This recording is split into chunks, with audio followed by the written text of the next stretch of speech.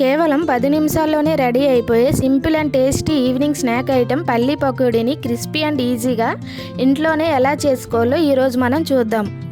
దీనికోసం బౌల్లో 3 కప్పులు పల్లీలు, దాంతోపాటు అరకప్పు బియ్యం పిండి, అరకప్పు శనగపిండి, 1 స్పూన్ ఉప్పు, కారం, ధనియా పొడి, గరం మసాలా, అల్లం వెల్లుల్లి పేస్టు, 4 పచ్చిమిర్చిల్ని దంచి వేసుకొని దాంతోపాటు కరివేపాకు కూడా వేసి బాగా కలుపుకోండి.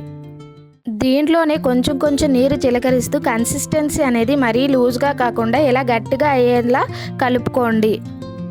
తరువాత బాగా వేడిగా ఉన్న నూనెలో మనం కలుపుకున్న వాటిని కొంచెంగా విడివిడిగా వేసుకొని 2 వైపులా తిప్పుకొని బాగా ఫ్రై అయినాక బయటకు తీసుకోండి.